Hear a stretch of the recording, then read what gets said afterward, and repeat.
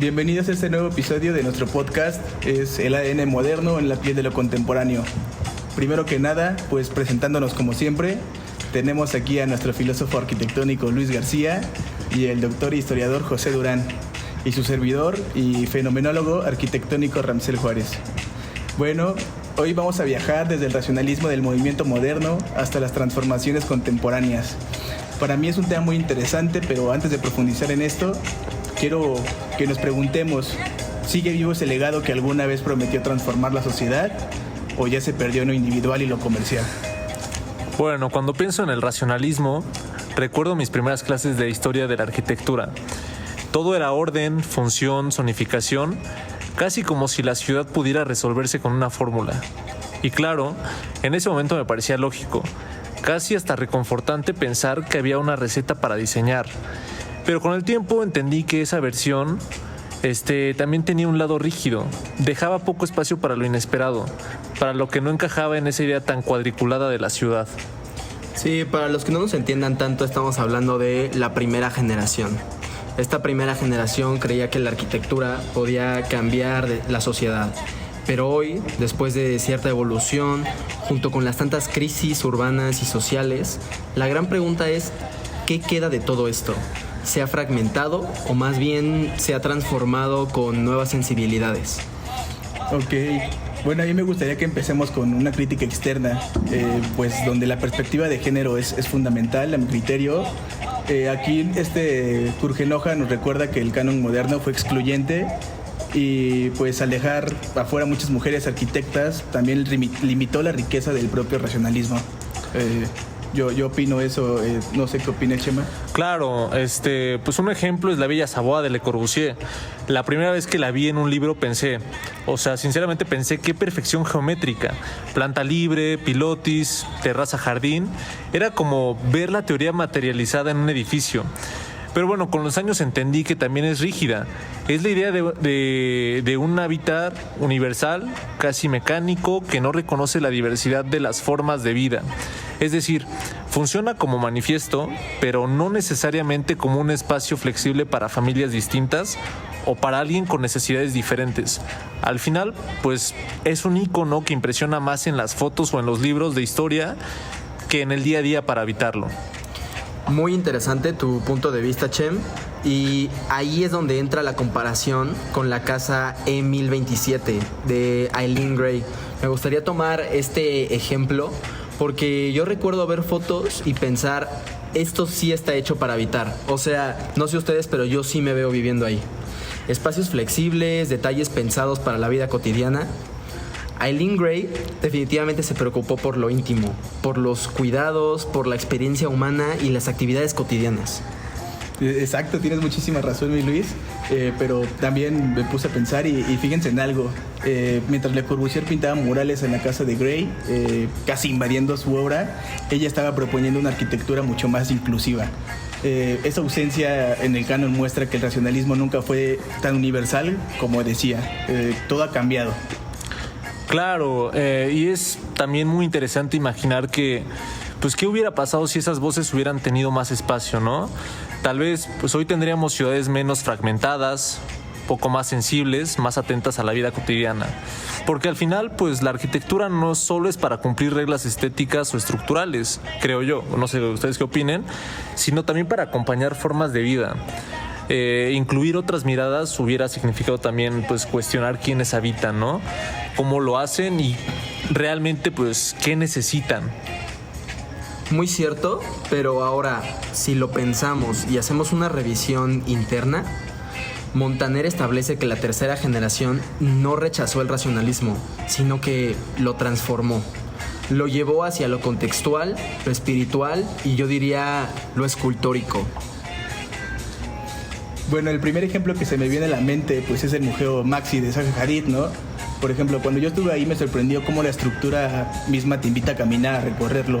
Es una estructura que es muy amable contigo y no es solo un contenedor de arte, es un recorrido en movimiento. Te invita a ir cruzándolo, a ir observando y a ir descubriendo nuevas cosas cuando vas sobre él. Sí, realmente comparto ese pensamiento. Es como si Zaha Hadid hubiera dicho...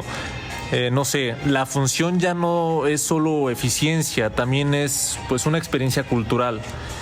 Bueno, yo digo, el racionalismo duró, pues, o sea, no sé, buscaba máquinas de habitar, ella construyó máquinas de recorrer, no sé qué opinen.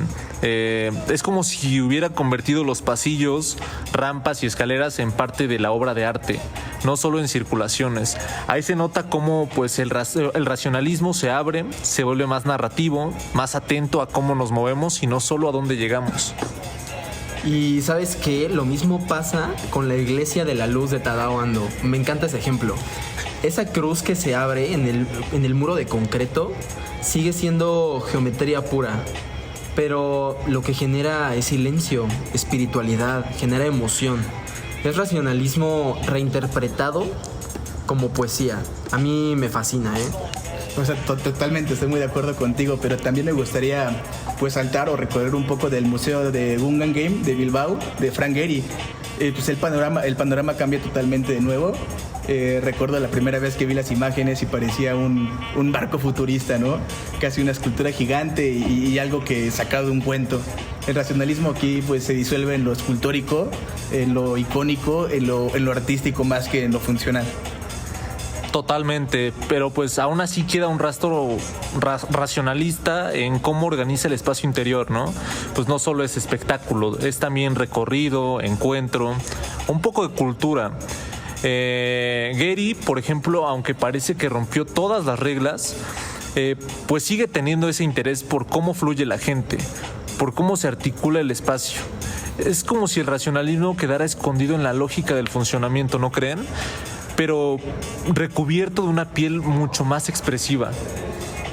Lo interesante es que en estos tres casos, o sea, hablando de Zaha Hadid, de Tadao Ando y de Frank Gehry, por mencionar algunos, vemos que el racionalismo no desaparece.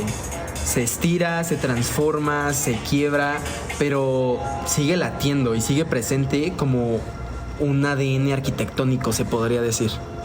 Sí, estoy en todo de acuerdo contigo, pero pues entonces, ¿qué aprendemos de este recorrido? Yo siento que el racionalismo no es un dogma cerrado, sino fue un punto de partido que ha seguido transformándose con críticas internas y externas y pues ha sido evolucionando o ha ido evolucionando con el tiempo.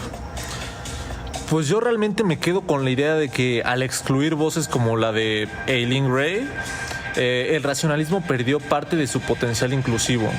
Pero también aprendimos que arquitectos como comentó el experto Luis, Zaha Hadid, Tadao Ando o Gehry, también pues por mencionar algunos, pues lo han reinterpretado para hablar de cultura espiritual y ciudad. Eso me deja claro que pues la arquitectura siempre está en un diálogo con su tiempo y que no basta con repetir fórmulas. Realmente, pues hay que abrirse a nuevas, sensibilidades y a quienes históricamente pues no tuvieron un lugar en la conversación. Chema, le diste en el clavo. Yo plantearía la síntesis como pasamos de la forma sigue la función a la forma sigue la vida. Y esa vida incluye diversidad, emociones, tensiones sociales e incluso experiencias colectivas, ¿sabes? Eso, ¿sabes qué? Me interesó mucho porque en la forma sigue la vida. Yo soy fenomenólogo y esto pues quiere decir que nosotros no construimos por construir o vemos construcciones por construcciones, sino creemos que la construcción o la casa en la que vas a estar es un hábitat y ese hábitat se va a hacer por medio de recuerdos, experiencias y pues sí, recuerdos que vas a tener, memorias que vas a tener en el lugar. Sí, totalmente, pues un diálogo que sigue abierto entre pues, el movimiento moderno y nuestras sensibilidades contemporáneas. Pues creo que es el reto para nosotros hoy, ¿no? No ver el racionalismo como una pieza de museo, sino como un lenguaje que se puede seguir transformando. La clave está en no olvidar que la arquitectura es para la vida real, con toda su diversidad y complejidad. Muy cierto, pero bueno, familia, lamentablemente con esta reflexión cerramos el episodio de hoy. Muchas gracias por escucharnos y por acompañarnos una noche más de Construyendo la Arquitectura. Muchas gracias, compañeros. Hasta luego.